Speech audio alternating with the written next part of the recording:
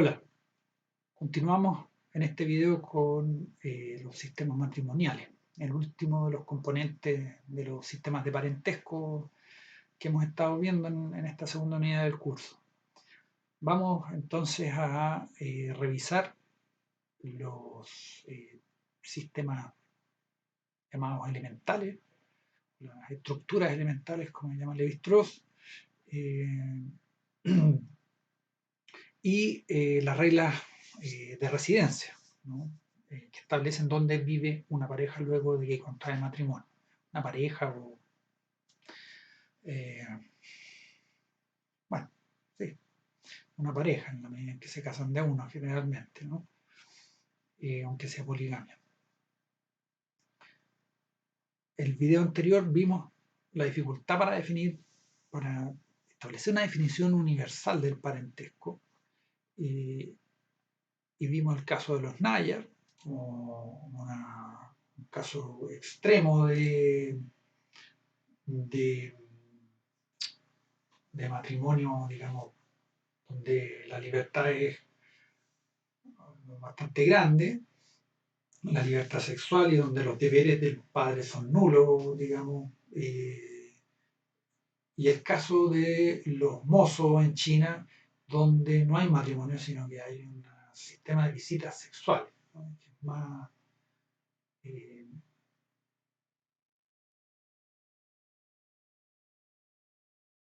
ahí dice ese de los mozos de China pone a prueba las definiciones y la teoría antropológica del parentesco, ¿no? Y llegamos a esta definición de matrimonio, ¿no? La dejo aquí para que ustedes la recuerden. Si quieren ponen pausa unos minutos y la leen para recordarla. Vamos a entrar entonces ahora en los fundamentos de una visión más sociológica del parentesco, claro, del parentesco desde el punto de vista del matrimonio, de cómo operan y cómo funcionan las distintas reglas que prescriben ciertas formas específicas de matrimonio. Bueno, lo primero es que el matrimonio no se entiende, ¿no? Sin la distinción y la necesidad que establecen todas las sociedades entre endogamia y exogamia, ¿no? Esto es consustancial al parentesco. En la medida en que uno dice que tiene parientes, ¿no? O lo que nosotros llamaríamos consanguíneos, eh, hay hay una categoría de personas que está prohibida, ¿no? Con la cual uno no puede establecer ciertas relaciones sexuales y matrimoniales porque tienen una relación tal de parentesco que es incompatible. O sea, en la medida en que yo soy pariente de tales personas, me tengo que casar, ¿no? Y tengo que establecer relaciones sexuales fuera de eso. Eso es lo que se llama fuera, gamia, ¿no? Matrimonio, ¿no? Ahora, la exogamia tiene siempre como contrapartida una endogamia. No hay que confundir. Cuando se dice que un grupo es endógamo, esto muchas veces se ocupa peyorativamente, ¿no? Sobre todo para resaltar los aspectos negativos que tendría en la genética de las poblaciones una pronunciada endogamia. Pero es que un grupo sea endógamo no quiere decir que no respete una determinada prohibición del incesto y que no practique ciertas formas de exogamia. Son dos límites que configuran las relaciones sociales, eh, que configuran un espacio de relaciones posibles. La exogamia te dice a partir de dónde, ¿no? Tú puedes empezar a buscar pareja, ya sea sexual o matrimonial. Eso dice la exogamia. O sea, en un grupo pequeño a veces no tan pequeño, pero en un grupo cercano de parientes, tú no puedes buscar pareja. Lo tienes que buscar fuera de esos límites. Pero generalmente hay otro límite que queda más allá, fuera del cual tampoco puedes buscar pareja, ¿no? Ese límite puede ser como en el caso de los Nayar, ¿no? Los Nayar hay una exogamia de linaje, ¿no? El Theravada. Sin embargo, hay una endogamia de casta, ¿no? O sea, tienen que casarse dentro de la casta.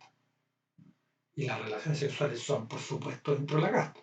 Habrán relaciones sexuales fuera de la casta y pueden tener mucho gusto, como suelen tener las cosas prohibidas, pero tienen una sanción social, ¿no? De hecho, la sanción para aquellos que contraen esta relación sexual sin haber hecho el rito de la unión por el tali es de ostracismo o muerte, que son dos formas del ostracismo, la muerte social, ¿no? El ostracismo es como el exilio, digamos. Eh, y la muerte, ¿por qué decir? Por lo tanto, no son cuestiones menores, ¿no? Entonces son dos caras de la misma moneda, son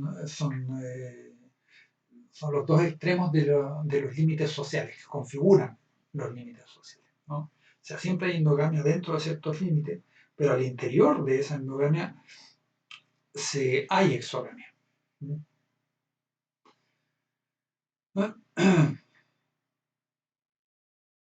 Aquí está bastante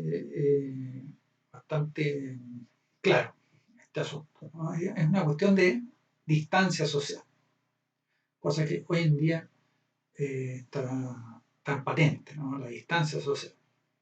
Tenemos ahí el grupo exógamo, ¿no? En nuestra sociedad el grupo exógamo es bastante pequeño, ¿no? Es el padre, la madre, los hermanos, eh, los tíos, pero ya los primos están empezando a ser, ¿no? Eh, parejas posibles. Antes los primos no era posible, tenía que ser primo segundo grado, incluso más allá, ¿no? Eh, los el sistema de prohibiciones, por ejemplo, en el derecho canónico antiguo, ¿no? Es hasta primos de séptimo grado, estaban prohibidos, ¿no? Entonces el grupo exógamo era mucho mayor que hoy en día. Y el grupo endógamo, ¿no? Son aquellos con los cuales alguien no debería casarse. Por ejemplo, los gitanos, ¿no? Tienen que casar entre gitanos, pero de distintas familias, ¿no? Obviamente. Más allá de eso son, no sé, gente con la cual uno no debe casarse, ¿no? Outsider, ¿cierto? Aquí tenemos el caso de los Yanomami. El grupo exógamo, o sea, el grupo dentro del cual uno no podría casarse, es la mitad. Moiti significa mitad. Aquí está en rojo. La mitad. ¿Se acuerdan que los Yanomami están organizados en dos mitades? Mitades exógamas. O sea, entonces, como hay dos mitades, las cosas se pueden partir solo en dos mitades, los de una mitad se casan con los de la otra mitad, ¿no? Entonces ese grupo exógamo. Pero ellos practican la endogamia de aldea. Entonces aquí está la aldea, en el primer círculo verde oscuro. Luego en el círculo verde claro está con los aliados por matrimonio, o sea, gente de otras aldeas con los cuales hay una alianza matrimonial. O sea, hay algunos matrimonios que se han establecido con gente de esas aldeas que hacen que sean aliados. Entonces siguen parte, están más lejos, pero siguen siendo parte del grupo endógamo. Menos común, ¿no? Pero es un recurso necesario porque no siempre en la aldea está disponible la cantidad de personas necesarias para que todos establezcan una relación matrimonial. Luego están los aliados de, eh, de banquetes, de fiesta, de una especie de potlatch, ¿no? Esos son aliados políticos. Con esto, la alianza es de intercambio de bienes ceremoniales, pero no del matrimonial. Después está los aliados de intercambio no ceremonial, o sea, más bien utilitario.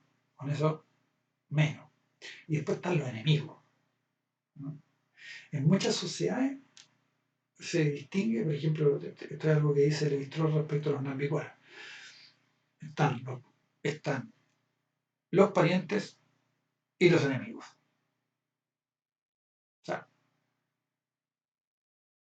el límite de la endogamia, ¿no?, establece a los enemigos, ¿no?, o define a los enemigos. Bueno, la prohibición del incesto, ¿no?, esto de la exogamia en el fondo es la prohibición del incesto, ¿no? O sea, si un grupo es exógamo es porque está prohibido mantener relaciones sexuales y casarse al interior. Y si está prohibido es porque esas relaciones son incestuosas, o esa prohibición indica que esas relaciones son incestuosas, ¿no? Eso es lo que lo define. Eso existe en toda sociedad, pero son de distinto tipo. Esas prohibiciones no siempre son iguales. Ahora, esto se ha tratado de explicar, ¿no? O sea, el hecho de que siendo cultural sea universal es muy enigmático, ¿no? Porque si las cosas son culturales, es que son históricas, han llegado a ser por ciertas circunstancias. Sin embargo, están en todos lados. Entonces, hay que explicarlo, ¿no? Y bueno, hay varias explicaciones. Estas son las razones biológicas, ¿no? O sea, que si hay una familia se reproduce solo al interior de la familia, se echa a perder la raza, ¿no? Se le sale cole chancho. Ese tipo de explicaciones que son eh, que tienen un asidero en la biología y en la observación empírica también, eh, porque efectivamente los genes recesivos afloran cuando se reproducen individuos que están muy cercanos, o sea, que comparten las mismas características. Y hay muchas enfermedades que son genes recesivos, ¿no? Esto es así porque para que un gen recesivo se exprese, tiene que, eh, como ustedes saben, los genes están hechos por, siempre una característica viene dada por dos pares, ¿no?, de genes. Los genes vienen en par. Y hay unos que son dominantes y otros que son recesivos, ¿no? Entonces, los recesivos, pongamos, el color de los ojos. El café es un dominante. Entonces, si en esta espiral de genes hay uno que dice que los ojos son café y otro que dice que son azules, los ojos del individuo van a ser café, porque es gen dominante. Para que sean azules, tiene que haber dos genes, como es recesivo, tiene que haber dos que digan que el ojo es azul. Es más complejo que eso, pero básicamente esa es la cuestión. Entonces, como eh, los genes los aporta el padre y la madre, es necesario de que los dos aporten el gen recesivo para un hijo. Entonces, cuando son parientes muy cercanos, es más alta la probabilidad de que tengan el mismo gen recesivo y por tanto que aflore aquel carácter menos común. Y muchas enfermedades o condiciones, más bien condiciones que enfermedades, se deben a esto, ¿no? Entonces, ha sido uno de los motivos por los cuales se ha aducido que las sociedades evitan el incesto por esa razón. Eh, Hay otra teoría que es más bien de corte evolucionista, que plantea que originalmente lo que había una familia matricéntrica, porque las mujeres quedan embarazadas, entonces las mujeres tenían que hacerse cargo de los hijos. Entonces, una de las formas de atraer hombres al grupo era, eh, era creando la prohibición de que estas mujeres se emparejaran con hombres del propio grupo. Después la teoría del rol de Malinowski, que dice que se prohíbe el incesto para no duplicar las posiciones sociales. Porque si una nieta por ejemplo, se casa o se establece pareja con su abuelo, entonces los hijos de ellos van a ser hijos de la mujer a la vez que tíos. Y por lo tanto va a haber ahí una especie de cortocircuito sociológico, ¿no? No se va a saber quién es quién y no saber cómo tratarlo y tal. La teoría de la alianza, Levi-Strauss, que nosotros vamos a ver con más detalle, plantea que la prohibición del incesto tiene como objeto el establecer diferencias sociales para generar grupos complementarios que se vinculan a través de intercambios recíprocos de personas, de mujeres, básicamente. Hay una explicación psicoanalítica también. Todo el psicoanálisis es una explicación en la prohibición del incesto, ¿no? La piedra angular de la cultura. Igual que lo que plantea Levi-Strauss, ¿no? El incesto es lo más deseado, pero es la imposición, eh, es la entrada en lo simbólico, en el orden social, ¿no? Lo que establece esa misma prohibición. La separación de la madre, del útero, del narcisismo primario, ¿no? La inscripción de la ley en el cuerpo y en la psiquis de los sujetos, a través de esa prohibición que establece fundamentalmente el padre, va a decir. Y luego, bueno, hay explicaciones sociobiológicas y genéticas bien interesantes que muestran cómo habría mecanismos de selección natural que favorecen, no solo selección natural, que favorece la provisión del incesto, eh, por las razones biológicas ya establecidas, sino que hay mecanismos biológicos que hacen que los individuos eh, eviten a los que se parecen mucho a ellos. Bueno, eso sería largo de tratar y no viene al caso de verlo acá. Nosotros vamos a ver fundamentalmente la teoría de Levi-Strauss y más adelante eh,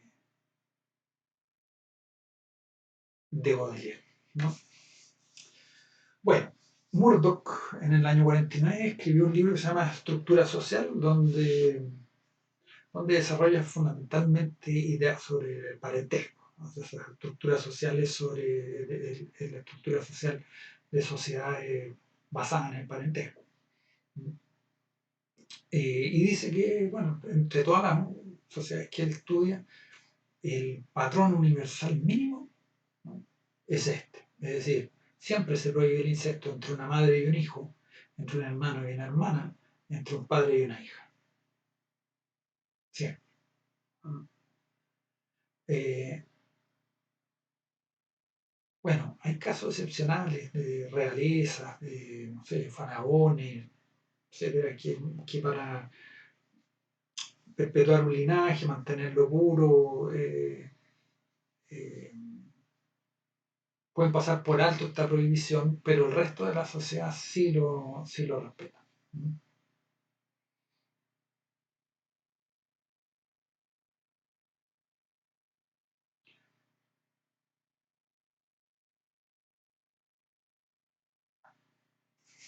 A ver, aquí hay una cuestión interesante, por ejemplo. Y esto, ahí tenemos una parentela egocentrada. Eh, Tenemos el caso, ¿no? en rojo de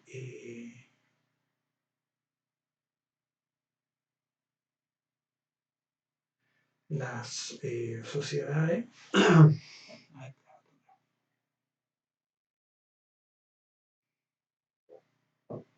Por ejemplo, vamos más allá. En Estados Unidos hay estados en que está permitido el matrimonio entre primos hermanos y otros en que está prohibido y se permite el matrimonio entre primos de segundo grado, ¿no? O sea, la variación cultural puede ser incluso una variación legal de un estado que gente que básicamente vive, piensa, se representa el mundo igual, solo que hay una disputa política ahí por ese límite, ¿no? Eh,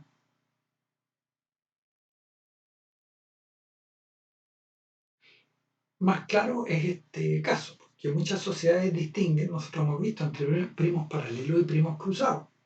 ¿No? Los primos paralelos son los hijos de la hermana de la madre y los hijos del hermano del padre, ¿cierto? Los primos cruzados son los hijos de la hermana del padre y los hijos del hermano de la madre. Esto es porque son sociedades unilineales. En las sociedades unilineales, el género del padre es fundamental para definir el grupo al que pertenece el hijo. Si es patrilineal, van a pertenecer al grupo de la madre. Si, y en este caso el del padre. Entonces, en los dos casos van a ser distintos que los primos paralelos. Entonces, en esas sociedades, los primos paralelos son objeto de prohibición, ¿no? Y la relación sexual o el establecimiento de parejas con ellos, o sea, digo con esta prima, por ejemplo, o con esta, sería incesto. Sin embargo, con esta podría ser el matrimonio preferido, ¿no? Preferido o preferencial. Pero si uno ve esta prima y esta están igualmente emparentados en términos de distancia, o sea, hay uno, ¿no? Dos, tres. Aquí, uno, dos, tres. O sea, en términos genéticos, biológicos, ¿no? En términos genealógicos, eh, no hay una diferencia cuantitativa, pero hay una diferencia cualitativa que es crucial, ¿no? Y eso está dado por la organización social, ¿no? No por cuestiones biológicas. No está dado por la sociobiología, digamos, o más que la sociobiología, la genética, eh, difícilmente explicaría esta institución. Y es justamente este el caso privilegiado que va a tomar Levi-Strauss después para analizar, o sea, para investigar cuáles son los fundamentos, la mecánica, digamos, eh, las estructuras elementales del parentesco y de la cultura, ¿no? De la sociedad. Bueno, la endogamia puede ser endogamia, ya hemos visto, ¿no? De pueblo, como los Yanomami, de linaje, de casta o de clase social, ¿no?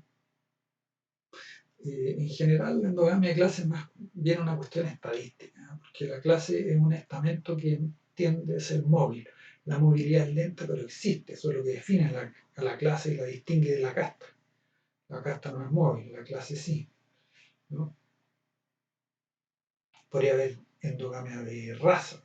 Por raza la tendríamos que poner entre comillas, porque como antropólogos sabemos que las razas no existen, pero sociológicamente las razas sí existen, ¿no? O sea, la gente utiliza esas categorías y son categorías, digamos, eh, EMIC,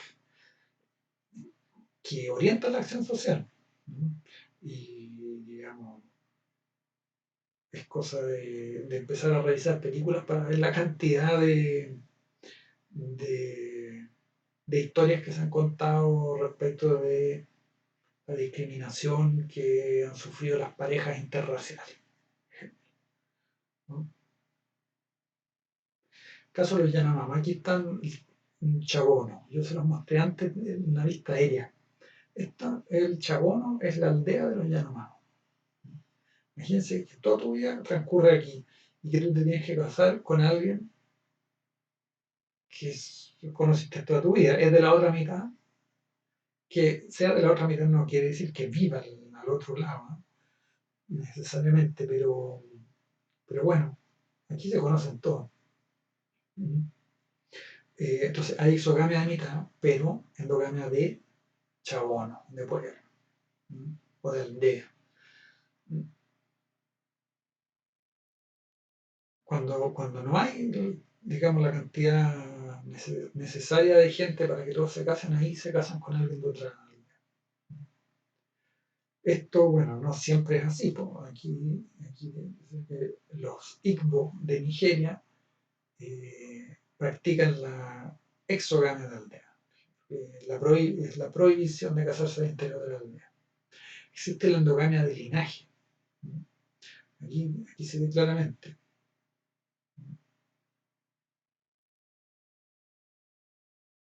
Cómo D se casa con la hija del hermano del padre. En una sociedad patrilineal, están pintados en azul y estos están de colorado. Entonces, la hija del hermano del padre, en una sociedad patrilineal, es un matrimonio endógamo. Esto también pone un poco en cuestión la validez de la universalidad de la teoría de la alianza. A esto se le ha llamado matrimonio árabe, que dice, en sentido estricto designa la unión de primos patrilaterales, paralelos, verdaderos o clasificatorios, desde el punto de vista de la tipología. Las estructuras de la alianza expresan la preferencia por el matrimonio dentro del linaje agnático, o sea, patrilineal. Matrimonio árabe. Yo creo que era en Kabil.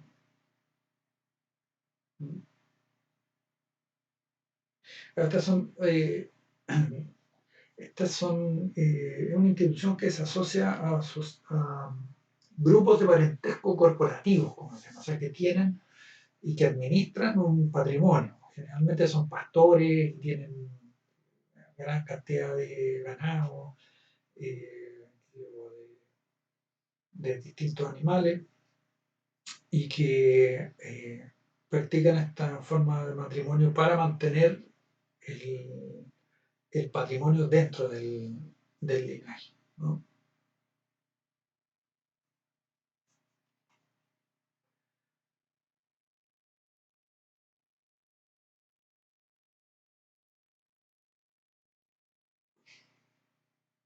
No más. Bueno, ahí ustedes pueden poner pausa y leerla ahí, monogamia. Ya, aquí llegamos a la parte que quiero detenerme más. Los sistemas prescriptivos, ¿sí? Sistemas que dicen con quién, ¿no? o con qué clase de pariente debería casarse uno. Esto generalmente, o más que generalmente, digamos, la regla que más se ha estudiado es el matrimonio entre primos cruzados. Eh, que fue lo que Levi-Strauss privilegió para establecer su estructura elemental, ¿no? Ahí están las reglas. Primero, la hija un hombre se tiene que casar con la hija del hermano de su madre, prima cruzada matrilateral, la hija de la hermana de su padre, prima cruzada patrilateral, o la prima cruzada bilateral, que es simultáneamente los dos de arriba, o sea, que es tanto la hija del hermano de su madre como la hija de la hermana de su padre. ¿Esto cómo es posible? Porque el hermano de su madre está casado con la hermana de su padre, por lo tanto, la hija de ellos dos es prima por los dos lados, ¿no? O sea, imagínense que nosotros viviéramos en una sociedad patrilineal y la hermana de el padre de usted se casara con el hermano de la madre de usted. Entonces sus primos serían primos por los dos lados. Esos son primos cruzados bilaterales. En nuestra sociedad, insisto que es un ejemplo más para visualizarlo, porque en nuestra sociedad no puede haber primos cruzados porque los primos cruzados solo se dan en sociedades unilineales, con sistema de filiación unilineal, ¿no? Eso es evidente, aunque no es tan fácil siempre de entender. Pero solo se puede dar en sociedades unilineales. Nosotros somos una sociedad con una regla cognaticia. No podemos distinguir entre uno y otro primos, ¿no? Nosotros son igual. Bueno, aquí está la relación entre primo cruzado y paralelo, ¿no? Los verdes son los paralelos y los amarillos son los cruzados. Si es una sociedad patrilineal, ¿no? ¿Por qué los amarillos son cruzados? Porque si es patrilineal, los hijos de esta mujer van a pertenecer a otro grupo que el de ella. O sea, que pertenecen a un grupo distinto que estos primos, que pertenecen al mismo grupo que yo. ¿cierto? Si es matrilineal ocurre lo mismo acá, ¿no? Entonces, por eso es que solo en una sociedad unilineal existe la diferencia entre primos cruzados y primos paralelos, ¿no? Bien, esos son los primos cruzados, refrescando la memoria, porque esto nosotros lo vimos cuando vimos lo de la afiliación. Esto se puede ver desde una perspectiva femenina y masculina. Es lo mismo, solo que cuando, desde una perspectiva masculina, eh, la prima cruzada, mm, la prima cruzada matrilateral, si ego para ego femenino, ego es su primo cruzado patrilateral, ¿no? Es la misma relación, pero vista como en espejo, ¿no? Y al revés igual.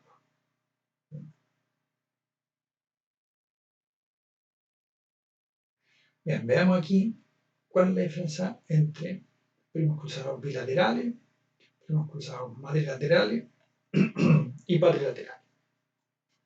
Aquí tenemos la situación que les decía yo recién. Tenemos dos parejas de hermanos, ¿no? Los rojos y los azules. Aquí en los tres momentos. Entonces, la hermana del rojo se casa con el hombre azul y la hermana del hombre azul con el hombre rojo, ¿no? Ahí tenemos la unión matrimonial. Entonces, los hijos, ¿no? Vamos que esto, aquí está yo, el hijo de la mujer roja, ¿no? Entonces, los primos, ¿no? 5 y 6 son hijos de la hermana, del padre, de Evo, y también son hijos del hermano, de la madre, de Evo.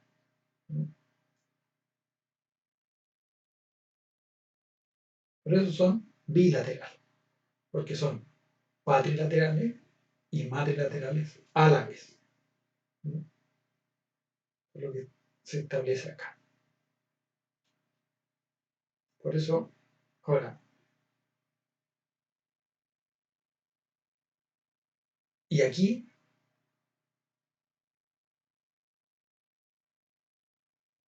ellos van a hacer del mismo, o sea, si son patrilineales, ¿no? Van a ser de grupos distintos, porque ego es del grupo de este hombre, si es patrilineal, ¿cierto? Y ella es del grupo de este hombre, o sea, rojo. Si fuese matrilineal, ego es del, perdón, claro, si fuera matrilineal, ego pertenecería al rojo. Y 6, su prima, pertenecería al azul. A pesar de que cumplieron por los dos lados, siempre van a ser de grupos distintos, porque es unilineal. ¿Mm?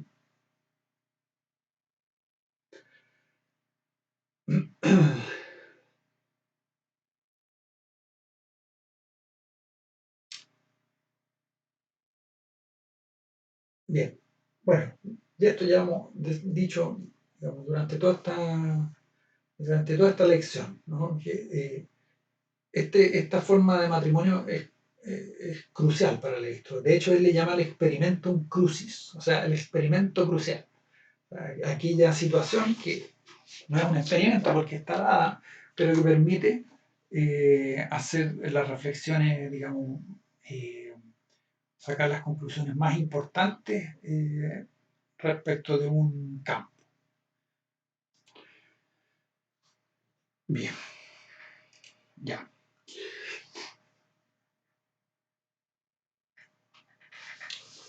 Ah, bueno, ¿cómo entiende el matrimonio Levi-Strauss? Levi-Strauss entiende el matrimonio como una expresión de la exogamia y de la alianza.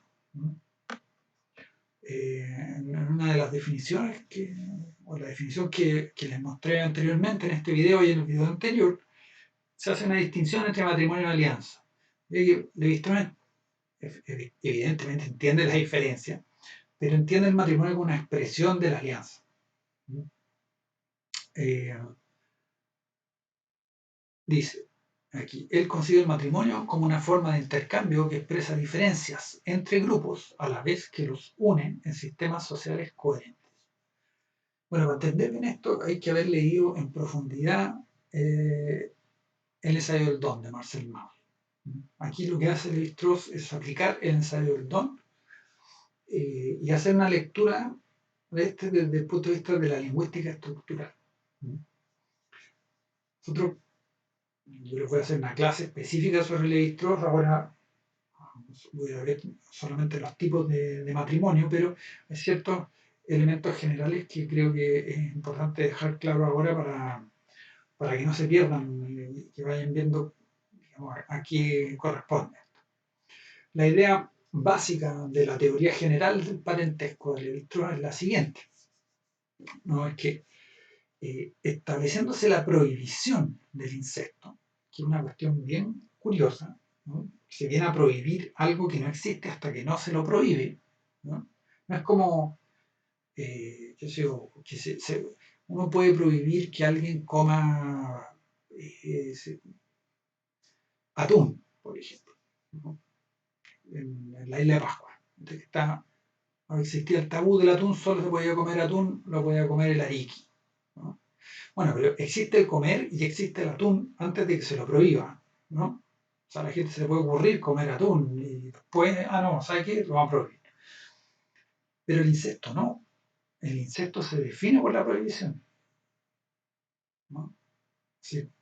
No es que exista un objeto incestuoso antes de la prohibición, es la prohibición la que genera, la que define esas relaciones como incestuosas. Entonces, al crear la prohibición del insecto, el tabú del insecto, ¿no? El horror al insecto, lo que se hace es definir dos categorías de personas distintas, los consanguíneos y los afines. Un grupo de personas que siendo parientes, ¿no?, están prohibidos, están marcados por un signo negativo, están prohibidos, a los cuales yo tengo que renunciar para salir fuera del grupo, ¿no?, a buscarle. Ahora, esto solo es posible si otro grupo también, ¿no?, renunció a hacer lo mismo, ¿no?, tiene ese signo negativo, y por lo tanto tiene un signo positivo para mí. Hay una relación de intercambio entre estos dos, ¿no? Entonces, la prohibición del incesto supone la exogamia, va a decirle esto, ¿no? O sea, establece unidades diferenciales. Se prohíbe el incesto entre aquellos grupos, ¿no?, que están vinculados a otros por relación de intercambio. Y de esa forma los aglutina, o sea, los separa, los divide en categorías distintas, pero categorías que son complementarias, ¿no?, y en las cuales tienen una relación de reciprocidad.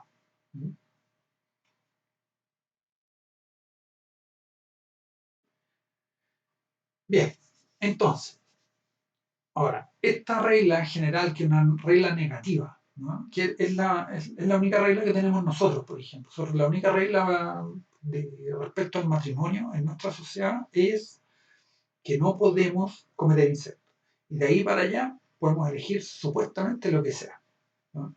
Supuestamente, porque hay otros elementos que entran ¿no?, o sea, que tienen que ver con, bueno, que uno busca a alguien parecido a uno, o qué sé yo. Pero son criterios que no tienen que ver con el parentesco, criterios económicos, criterios políticos, criterios, qué sé yo, de distintas índoles que hacen que las personas elijan dentro de ciertos grupos. Pero no tenemos ninguna norma que nos diga con quién tenemos que casar. Solo nuestra norma nos dice esto, con quién no tenemos que casar, ¿no? Ahora, hay muchas sociedades en las cuales existe una norma que dice con quién uno se tiene que casar. Las que más les interesan al esto son estas, las que dicen que hay que casarse con los primos cruzados. Y los primos cruzados son de tres tipos. Esto presenta digamos, tienen implicancias distintas estas tres reglas. El matrimonio entre primos cruzados bilaterales, que es los que vimos acá arriba, primos cruzados bilaterales, se le llama intercambio directo, ¿no? Y se da entre dos grupos solamente, ¿no? Como vemos acá. Del grupo A y el grupo B pasa gente de aquí para acá, ¿no? Eso es lo que genera el matrimonio entre primos cruzados bilaterales. El matrimonio entre primos cruzados matrilaterales une a n cantidad de grupos. Pueden ser dos, pueden ser. Generalmente son más de dos, ¿no? 4, 6, 8, pero n puede ser, ¿no? Eso es lo que se llama intercambio indirecto, ¿no? Aquí se da una situación en que podríamos decir, a veces la he llamado connubium circular, en la cual tiene, pongamos, 4 grupos, y en la cual un grupo le va pasando como en un anillo uno a otro, ¿no? Entonces recibe del último a quien se le dio. Y el matrimonio entre primos cruzados patrilaterales se le llama intercambio diferido. Y también puede unir n cantidad de grupos. Vamos a ver en detalle cada uno de estos.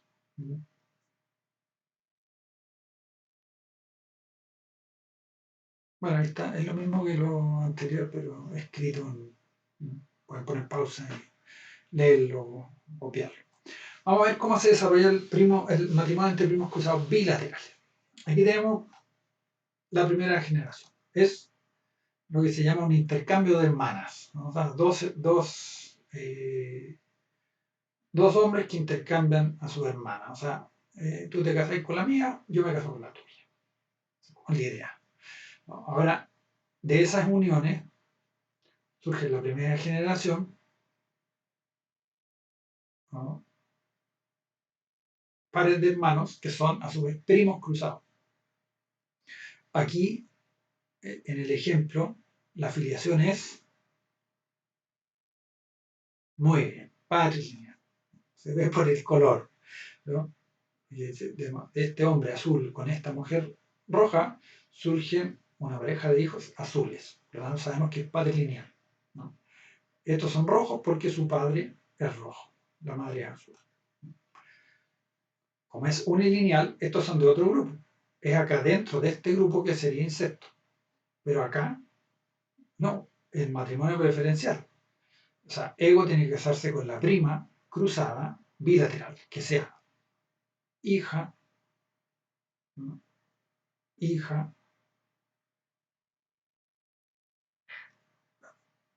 este se casa con la hija del hermano del padre y con la hija del hermano de la madre, ¿no? De ego. Ahí está. Y esto también, ¿no? Esa es la segunda generación. En la tercera generación, los hijos de estos, ¿no?, que están acá, también son primos cruzados bilaterales igual que ellos y se casan igual. Entonces se va perpetuando el mismo tipo de unión, ¿no? Porque como son unilineales, pertenecen a los grupos opuestos, ¿no? Y un hijo busca esposa en el mismo lugar o en el mismo grupo que la buscó su padre. O sea, por ejemplo, este hijo de este y de su abuelo, los tres se casan con mujeres que son miembros del grupo de su madre, ¿no? De la madre.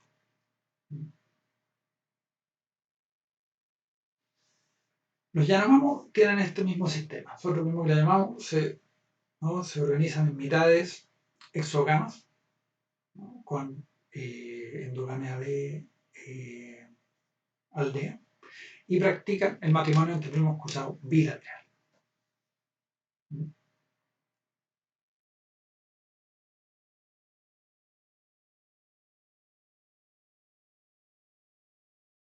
Los dejo ahí un instante, pero en realidad le pueden poner pausa, así que voy a continuar para que lo revisen.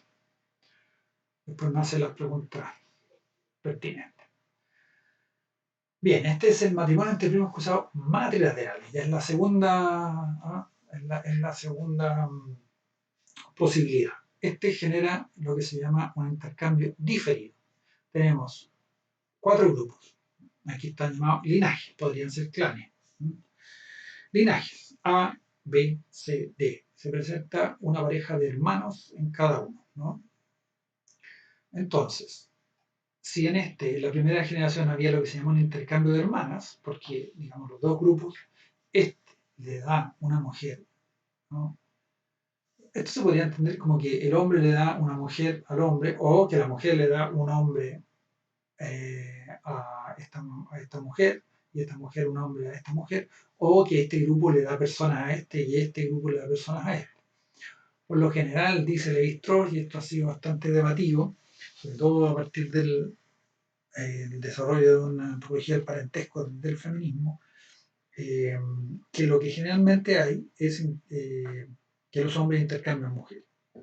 Y ese es el lenguaje que él va a ocupar en su planteamiento.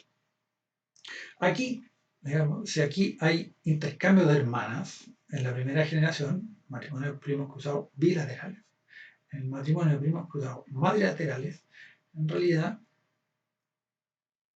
el grupo A le da una mujer al grupo B, pero la mujer de B no se casa con el hombre de A, se casa con el hombre de un grupo C.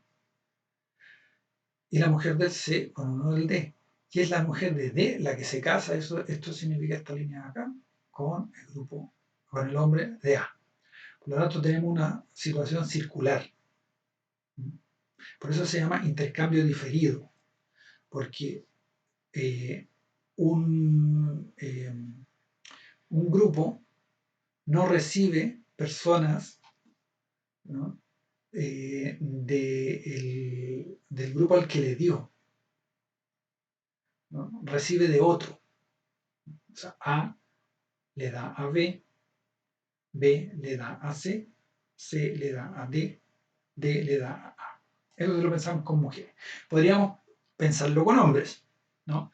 A le da a D, D le da a C, C le da un hombre a B, B le da un hombre a A. Entonces, este es intercambio diferido porque lo que se da no se recibe directamente, se difiere la devolución y se da a través de otro, en una cadena singular, que es circular. Y esto se repite en la siguiente generación. Tenemos aquí, digamos, veamos el caso de azul, ¿no?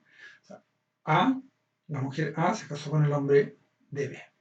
Entonces, Ego, que es hijo del hombre B con la mujer A, se casa con Ken. Esto es primos cruzados matrilaterales, o sea, el hombre se casa con la hija de la hermana, o sea, con la hija del hermano de la madre. Esa es una prima cruzada matrilateral. La hija del hermano de la madre, ¿no?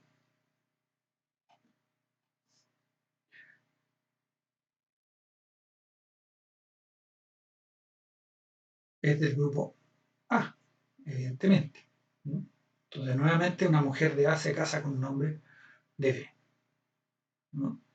Ahora, el hombre de C, ¿por qué se casa con una mujer de B? Porque la mujer de B es hija del hermano de la madre, primos cruzados matrilaterales, ¿no?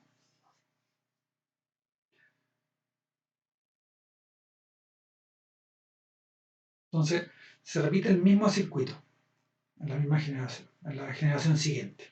¿No? Y en la tercera generación se vuelve a repetir.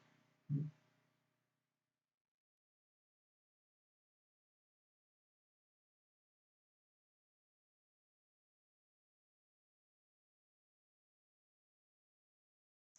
Claro, aquí el ejemplo era en sociedades patrilineales, ¿no? Porque los hijos forman parte del grupo del hombre, ¿cierto?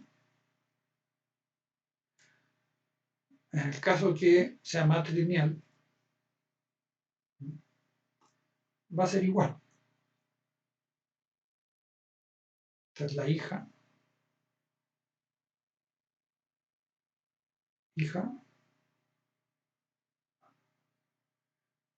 ego se casa.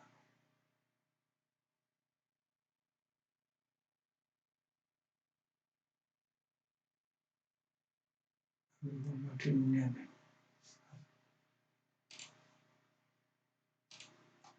Se casa con la hija del hermano de la madre, ¿cierto? Hija del hermano de la madre de ego. Realmente cuesta verlo porque es de otro color. ¿Por qué es de otro color? Porque es matrilineal. O sea, es del grupo de la esposa del hermano de la madre de ego, pero sigue siendo la hija del hermano de la madre de ego. Estar bien concentrado.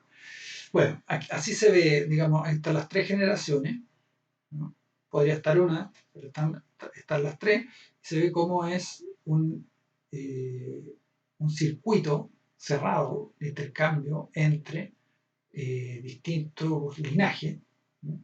En el cual una persona recibe de manera diferida, no de aquel al que le dio, o sea, un grupo recibe no de aquel al que le dio, sino que de un tercero, en este caso, o sea, uno, dos, tres, de un cuarto, ¿no?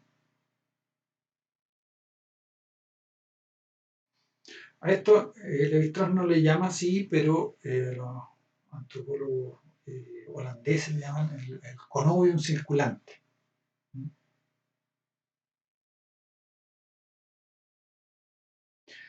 Bien, ahora aquí se complica un poco la cosa. Uno podría decir, ya, matrimonios de primos cruzados patrilaterales, bueno, debería ser igual, pero inverso. Pero no es así. Se genera un efecto aquí distinto. La primera generación es igual. Tenemos un grupo A, un grupo B, un grupo C, un grupo D. Aquí A le da a B, B le da a C, C le da a D y D le da a A. Igual que en los primos cruzados matrilaterales. Va en esa dirección. Pero en la generación siguiente hay una diferencia, porque, porque el intercambio invierte. Aquí se puede ver, se puede apreciar bien. O sea, ego se casa con la hija de la hermana del padre, o sea, la prima cruzada patrilateral, ¿no? Hija de la hermana del padre, ¿no? Que es del grupo C, porque la hermana del padre se casa con un hombre de C. El padre, en cambio, se casa con una mujer de A. Como en este caso es patrilineal, ego no se puede casar con una mujer de A, porque la regla es que se casa con la hija de la hermana del padre, y la hermana del padre se casa con un grupo de C. Entonces, si en esta generación primera B le daba a una mujer a C, en esta generación segunda es C la que le da a una mujer a A.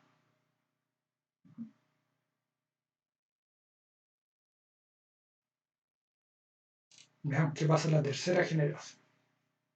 Se vuelve a invertir. Ahora, el hombre de B, vamos a decir, este es nuestro ego, en este caso, se casa con una mujer de A. Esa mujer de A es la hija de la hermana del padre de ego. Entonces, lo que ocurre es que al interior de cada generación lo que hay es una situación igual al connubium que vemos acá, o sea, un intercambio diferido. Pero luego, en la siguiente generación, se invierte el sentido de la circulación de personas, por lo tanto, hay una mezcla entre el intercambio directo y el intercambio diferido.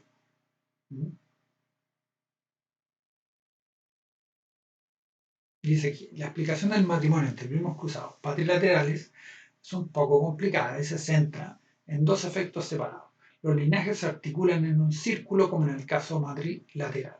Sin embargo, los intercambios alternos que invierten los contactos entre linajes en cada generación los vinculan como pares de intercambio, ¿no? O sea, este le da a este, le da a este, le da a este y recibe de este. Eso en una generación, ¿cierto? O sea, si tomamos un corte de tiempo en una generación, es un intercambio circular diferido. Pero si lo tomamos, ¿no? Si consideramos dos generaciones, estos dos forman un par, porque lo que le dio en una generación lo recibe en la siguiente.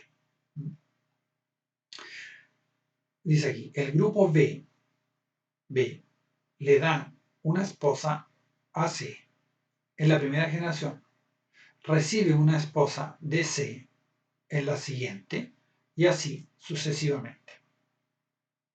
Así, una situación de intercambio directo está presente dentro de una más grande de flujo circular.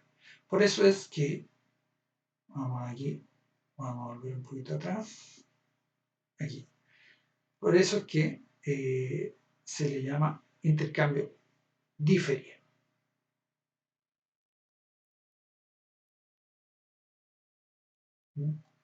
Entonces, tenemos primos cruzados bilaterales, intercambio directo, primos cruzados matrilaterales, intercambio indirecto, porque se da por este connubium, o sea, uno no recibe de aquel a que le dio, sino que de manera indirecta de un tercero o un cuarto. El intercambio diferido porque primero se da un intercambio indirecto y luego, diferido a la segunda generación, recibe directamente de aquel a quien le dio en la primera generación. Me parece que cometí un error y estuve describiendo el matrimonio de primos cruzados matrilaterales como intercambio diferido, me parece. Así que lo corrijo aquí mismo si es que fue así. No recuerdo, pero ustedes van a ver el video. Yo lo voy a revisar más rato, pero para no grabar todo de nuevo. Volvamos sobre esta lámina. Aquí está súper claro esto es lo correcto. Lo que importa es que se entienda la lógica y que se queden con esa lámina. Entonces, esto es un intercambio indirecto.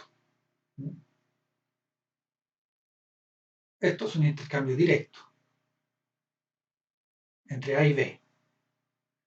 Esto es un intercambio indirecto entre A, B, C, D y E. ¿Por qué es indirecto? Porque lo que A le da a B, B se lo da a C, C se lo da a D se lo da a E y E se lo da a cerrando el ciclo, cerrando el circuito, ¿no? En cambio, aquí tenemos una situación de intercambio diferido, ¿no? Porque aquí hay un círculo indirecto y luego después uno de manera diferida, un intercambio directo, una mezcla. Bien, bueno, eso se puede complicar un poco, ¿no? Bueno, vamos a ver aquí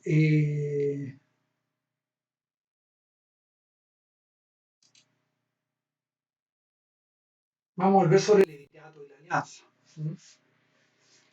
Esto es un hombre haciendo número uno de la tribu. Mantener su estilo de vida tradicional. Se los recomiendo ampliamente. Bueno, Les veremos en realidad tienen que ver esto, ¿no? Pelearse es muy, y convivir como una familia. muy bueno, la verdad. Y descubriremos cuánto tenemos en común con ellos. 4 capítulos. ¿O no? Ay, qué muco. No sé si a mi mujer le gustaría que yo tuviera 2 mujeres. Qué gracioso el forastero. De la familia de Aikemuko. Y es como una especie de reality. La Está tribu. bien hecho. La gracia es que muestran algunas de las Y manda el hombre. que hemos mostrado en este capítulo, específicamente el levirato, desde el punto de vista de lo cotidiano. Y eso es difícil de encontrar de manera manera rápida. Yo aquí les voy a dar la definición de lo que es el levirato, es conceptual. Pero en ese capítulo, que dura unos 57 minutos, Ay, que es dile al donde perro que se implica largue. eso en la vida cotidiana. Espántalo. Eh, Pero no le pegues. ¿Por bueno, qué pegas al véanlo y si perrito? pueden ver los 4 capítulos mejor, se van a entretener además. Sois muy traviesos, niños. Ese personaje hay que Vamos.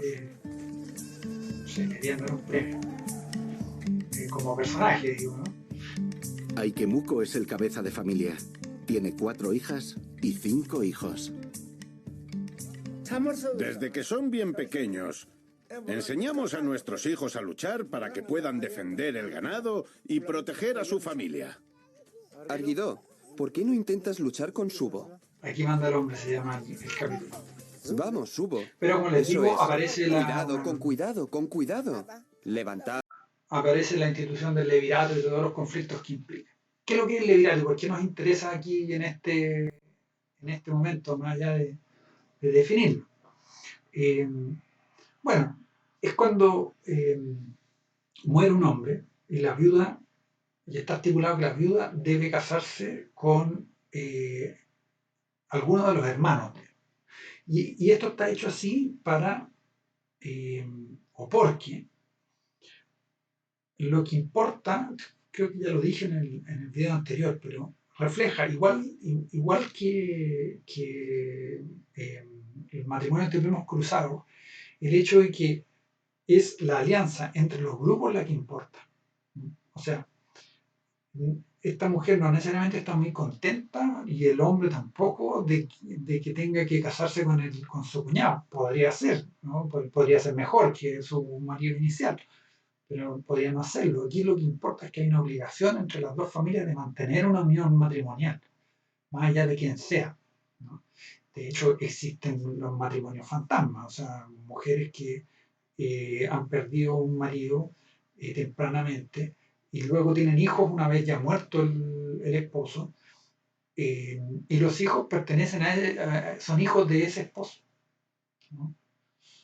Porque lo que importa es la alianza. En este tipo de instituciones se refuerza la alianza, así como en el caso de los NA, la alianza llega a su grado mínimo, cero. En este tipo de instituciones está desarrollada plenamente, ¿no? La alianza entre los grupos. Y los matrimonios simplemente son los matrimonios específicos de los individuos, son actualizaciones de esa alianza.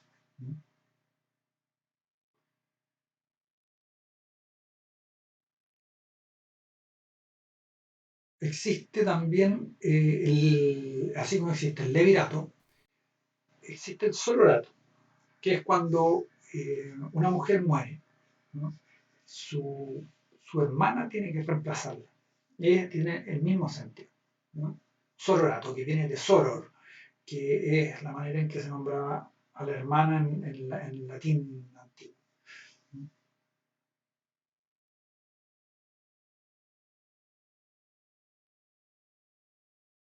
De ahí la poliginia sororal también. O sea, cuando un hombre se casa con distintas, eh, se casa con un grupo de hermanas, un hombre. Bueno, el matrimonio va asociado además con algunas formas de intercambio material que tienen que ver con la herencia y la transferencia de bienes en el fondo, bienes ceremoniales, pero también bienes patrimoniales, ¿no? Existe la dote, el precio de la novia, el precio del novio. Son tres cosas que hay que distinguir, ¿no? El precio de la novia, o riqueza de la novia también se la llama, no es comprar, no es un matrimonio por compra. Eso, la verdad es que se creyó mucho tiempo que eso es donde se compraban personas, pero no tiene que ver con eso, ¿no? Más que nada, eh, es una forma de compensación, ¿no? Una forma de compensación, por ejemplo, en una sociedad patrilineal donde se da a una mujer, se entiende que se da a los hijos de esa mujer. Entonces, se paga por el derecho de que esos hijos no pertenezcan al grupo, ¿no? Al patrilineaje de la mujer. Dice que esta institución especifica que un posible esposo, generalmente con la ayuda de sus familiares, debe proporcionar una suma sustancial de dinero o bienes muy valiosos a la familia de su futura esposa antes de poder contraer un matrimonio. O sea, es la compensación por la pérdida de un miembro querido, de un miembro valorado, ¿no? O sea, puede ser querido porque también es un recurso económico. O sea, las mujeres, recuerden la división sexual del trabajo. Eso no solo opera dentro de la familia conyugal, sino que también con los hijos también producen, ¿no? Y hubo que criarlos, hubo qué sé yo, eh, invertir en ellos, o sea, todo ese tipo de discusiones o de visiones pueden estar involucrados. La dote es distinta que el precio de la novia. La dote la da la familia de la novia y no la familia del novio, pero es distinta porque no se da a la familia de la novia, ¿no? O sea, no es que el novio le da una serie de, qué sé yo, mantas, vacas, ¿no? Como el caso de los mapuches, ¿no? Que ahí se paga así el precio de la novia. La dote la da el padre de la novia, pero eh, a la familia de la novia, ¿no? O sea, a la nueva familia que se forma. Eh, y es una forma de dar en vida una herencia a los hijos de esta mujer del grupo que se va. No hay que confundirla con el precio del novio, ¿no? Que es una institución donde la familia de la esposa le da una suma considerable de bienes a la familia del novio. ¿No? No es lo mismo. Entonces está el precio de la novia, la dote, el precio del novio. Bueno, y finalmente, ¿no? Bueno, cuando hay un matrimonio hay que definir dónde va a vivir esto, ¿no? Entonces, los patrones de residencia o las reglas de residencia son variados, ¿no? Está, como el nuestro es neolocal, o sea, un matrimonio va a vivir a una casa o, digamos, propia. Digamos. En el patrilocal es la mujer la que se va a vivir a la casa del padre del hombre, ¿no? Hay una diferencia entre patrilocal y virilocal. En el virilocal, porque en el patrilocal la mujer va a vivir a la casa del hombre, donde hay una familia patriarcal, por decir, donde está el padre con los hijos de estos hijos, ¿no? Y viven toda una familia extendida ahí, que digamos, una gran casa, un linaje, ¿no? Lo mismo en el caso matrilocal, el hombre va a vivir a la casa del padre de la mujer, perdón, de la madre de la mujer, ¿no? Donde seguramente van a estar sus tíos, un hermano, ¿no? Y donde va a haber un matrilinaje ahí localizado. Pero en el caso patrilocal existe una variante que es el virilocal, donde hay una regla más feble o más débil, no tan marcada. Que en la virilocalidad es cuando una mujer va a vivir a el asentamiento del esposo, pero no a la casa del padre del esposo, en una vivienda propia, pero el asentamiento del esposo. El uxory local es lo mismo, pero en el caso matrilocal, o sea, va el hombre a vivir a el asentamiento de la mujer, pero no con el matrilinaje, con la madre en una familia extendida. Existe también un patrón de asentamiento matrifocal, que no suele ser una institución, sino que más bien el resultado de eh,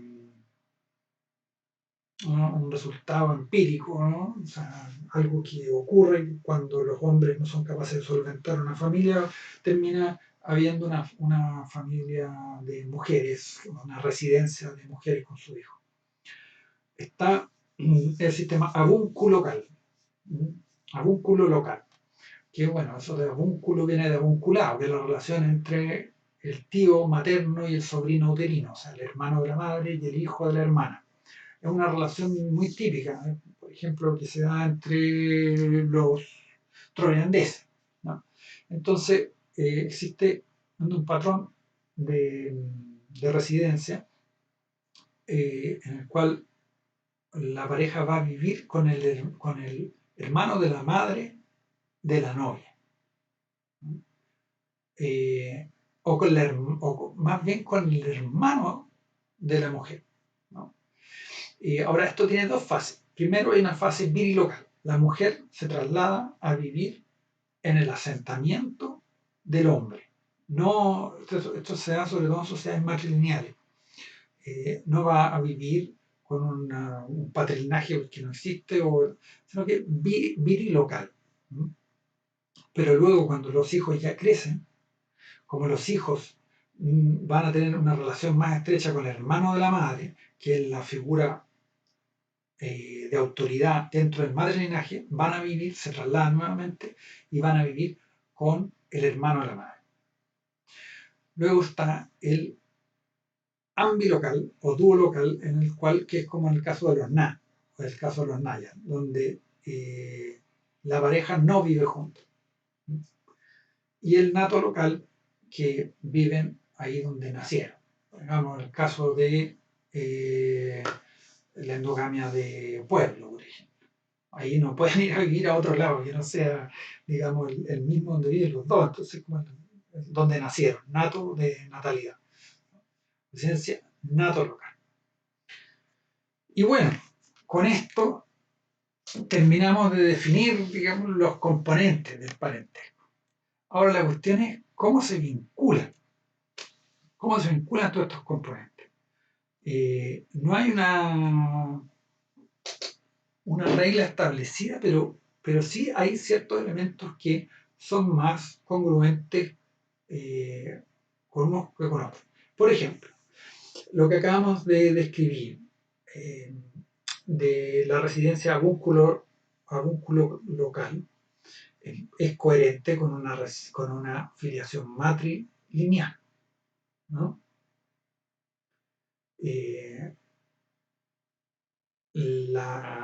En cambio, hay sociedades que son con filiación patrilineal, pero residencia uxorilocal.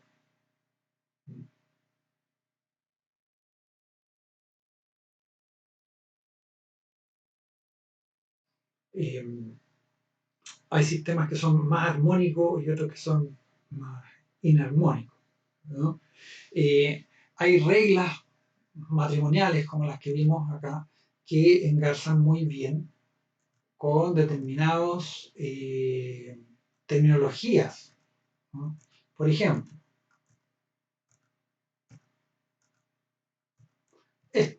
matrimonio de primos cruzados bilaterales. Para esta terminología, para esta regla matrimonial, el tipo de terminología que calza mejor es la iroquesa, ¿no? Porque la iroquesa distingue claramente entre primos cruzados y primo paralelo, ¿no? Que es lo que tenemos acá, ¿no? O sea,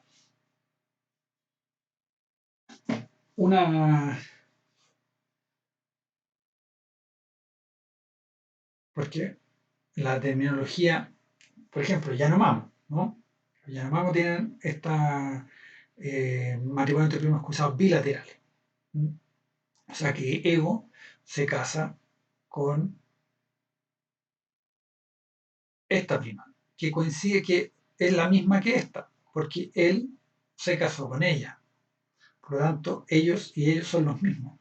Y por eso es que tiene sentido que le diga de la misma manera a estos y a estos, siendo que la afiliación es unilineal. Por lo tanto, ellos no tendrían por qué pertenece a la misma categoría que esto porque podrían estar en otro grupo. O sea, ¿no? Porque ellos claramente no son de este grupo y ellos claramente no son de este grupo. Pero la única forma de que ellos y ellos sean del mismo grupo es que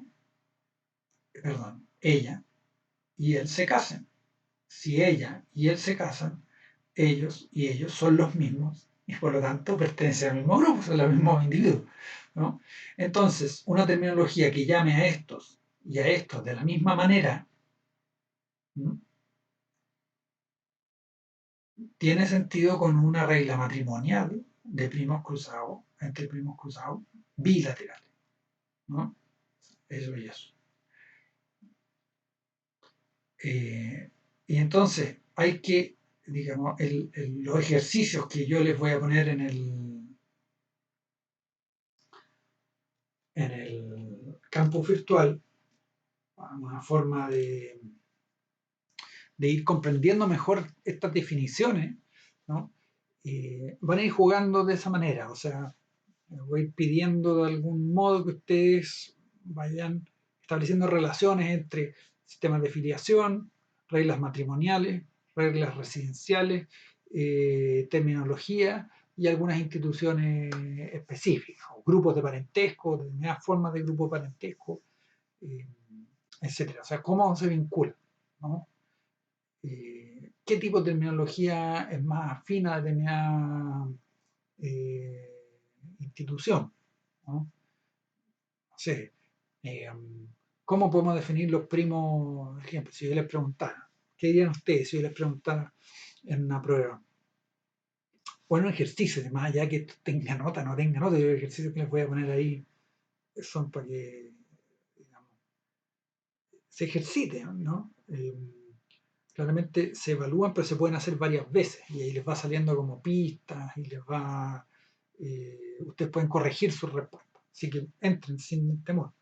Igual que del mismo modo que el control de lectura, que están las pruebas ahí donde dice control de lectura, están las preguntas. Entonces ustedes pueden entrar y ver qué les estoy preguntando, que también es una guía de lectura eso, o sea, pueden ver en qué pongo más énfasis, no sé, o ir leyendo y ir contestando, ¿no? La idea es que trabajen, ¿no? O sea, como ustedes vayan, en la medida en que lo vayan pudiendo hacer. Entonces, les voy a pedir eso, que relacionen, ¿no? Entonces, yo podría preguntar, pues, así, un ejemplo, en este minuto. ¿Cómo identificar los primos cruzados en una terminología sudanesa? ¿O cuáles son los primos cruzados en la terminología sudanesa? Entonces, ¿cuáles? Sí, ya, pasó el tiempo. No hay, no hay primos cruzados en la terminología sudanesa. En la terminología esquimal, la nuestra tampoco, porque no están asociados a filiación unilineal y solo filiación unilineal hay primos cruzados. Entonces hay que ir cruzando todos ¿no?, o sea, esos elementos que yo he tratado de, de definir, pero que no tienen sentido por separado. Entonces, por eso también he ido incluyendo algunos casos. Si ustedes vuelven y ven la clase sobre el hombre basura, Rubicman, sobre los huérfanos entre los Maengue, ¿no? Hay varios elementos de la sociedad Maengue que se pueden entender desde este punto de vista. Y cuando lean el texto sobre la sociedad mapuche, ahí van a poder integrar todos estos elementos para comprender eso. Si ustedes leyeran ese texto de Rolf Fester sobre la sociedad mapuche sin haber pasado por estas cosas, yo creo que les costaría mucho. Pero habiéndolo estudiado no les va a costar nada, ¿no? Y van a ver cómo tienen, digamos, sentido unos con otros. O sea, y van cobrando sentido cuestiones que cuestiones etnográficas que pueden ser así como muy anecdóticas si es que uno no las relaciona con estos elementos que son como estructurales, ¿no? Por ejemplo, me acuerdo de una tesis que me tocó informar, que se trataba sobre el surgimiento de iglesias evangélicas en comunidades mapuche, en el sector del lago Budi. Entonces, un elemento recurrente era que los que formaban esas iglesias eran mujeres, eran viudas. Viudas.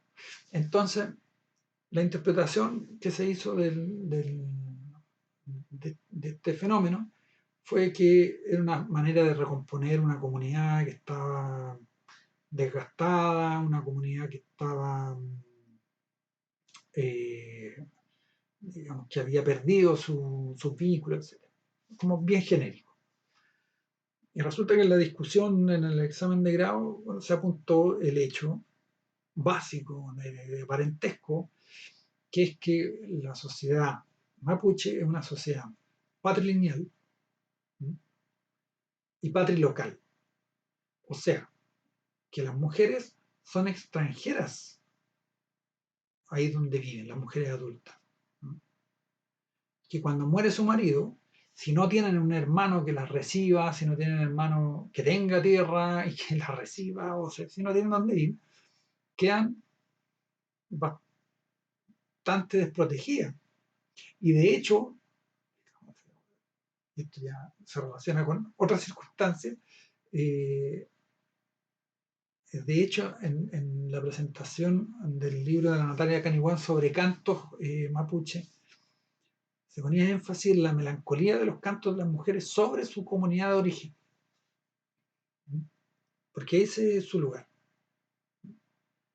Entonces, todo eso uno va entendiendo fenómenos que son cotidianos, que son, digamos, que se expresan en cuestiones políticas, se expresan en cuestiones religiosas, en formas contemporáneas de las problemáticas sociales de los grupos eh, indígenas en Chile, ¿no? Entonces, ya no es que, no es que el enfoque de esa tesis estuviera mal, eh, está dentro de lo que los datos también arrojaban, pero faltaba un elemento crucial, que era que estas mujeres eh, no estaban arraigadas en la comunidad, sino a través de un marido que ya no estaba, ¿no? Y por lo tanto estaban desarraigadas de su comunidad de origen y en esta comunidad, digamos, no tenían una red efectiva de relaciones, eh, la cual rearticulaban a través de una iglesia evangélica, con otro dispositivo tomado de afuera, que lo que es bien interesante, aquí ya me estoy alargando mucho, si ustedes quieren parar el video aquí, pero va a ser la parte más interesante. Eh, lo cual muchas veces, o desde una perspectiva más culturalista, uno podría pensar que es como pérdida cultural, que es aculturación, que es, no sé, invasión de formas, eh, incluso, digamos, imperialista, ¿verdad? Bueno, que todo este pentecostalismo que viene de Estados Unidos. Sin embargo, son mecanismos sociológicos que toman localmente, que se apropian de ellos y los utilizan como recurso para desenvolverse socialmente, los propios actores sociales, ¿no?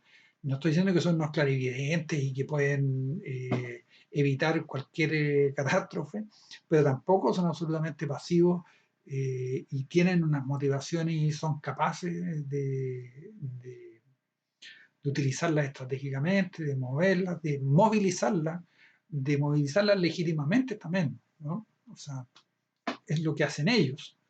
Eh, no es una obligación hacerse evangélico, ¿no? Entonces, es un tema bien interesante que tiene que ver con parentesco, tiene que ver. Entonces, bueno, eh, este, todo este apéndice final es como también para mostrar qué puede llegar a ser uno con todas estas cosas, porque esta parte del curso ciertamente fatigosa, es tediosa, eh, y bueno, implica tener fe, tener fe de que en algún minuto esto va a tener sentido. ¿Por qué me tengo que aprender esta serie de definiciones, estas cuestiones que son como tan bueno, antiguas? Los antropólogos ya no ven estas cosas. No, si las ven. Lo que pasa es que se ven no así como en abstracto, así que importa qué tipo de terminología, no, sirven de elementos, de base para analizar otras cuestiones contemporáneas. O sea, eh, de cómo opera, ¿no? Cuáles son los mecanismos sociales que están operando, están movilizando las respuestas que dan la sociedad a los acontecimientos, ¿no? A la contingencia. Entonces, bueno, afortunadamente ya terminamos con esto, con este video terminamos esta unidad y ya vamos a pasar a consideraciones eh, más generales, más teóricas, a los que les gusta el alto vuelo o la cuestión bien antropológica, así como qué es la humanidad, qué es la sociedad, qué es la cultura. Bueno, vamos a dar unas tres sesiones a eso para luego pasar a casos etnográficos y luego a problemáticas más contemporáneas. Eh, hay cosas fascinantes que en el ámbito del parentesco que están pasando y que ojalá que tengamos tiempo de abordarlas. Por ejemplo, estuve buscando información ahora que no sé si ustedes han visto en televisión, no sé si ven televisión, pero siempre es bueno saber qué mentiras nos están contando. Así que préndanla un rato. Y ahí vi a Amaro Gómez Pablo, que está completamente trastornado con los robots. Y entonces vi un tipo que se casó con una robot. Dígame si eso no es relevante para nosotros. Entonces busqué información sobre parentesco entre humanos y robots. Y hay harto escrito. Hay un libro, recordete, está en inglés, así que no se lo voy a dar a leer, pero voy a revisarlo para ver qué les puedo contar de eso, porque parentesco no es una cuestión que esté en la historia de la antropología y en el pasado de la humanidad, sino que es un tema absolutamente relevante. Entonces, bueno, vamos a dejarlo hasta aquí porque ya me extendí 27 minutos más de lo que yo quería. Eh, Siempre he querido que estas clases sean súper cortas, pero me cuesta mucho, sobre todo estas cuestiones técnicas. Así que, bueno, espero que nos veamos pronto. eh, y hasta el próximo video. Hace rato que no los veo. Suerte.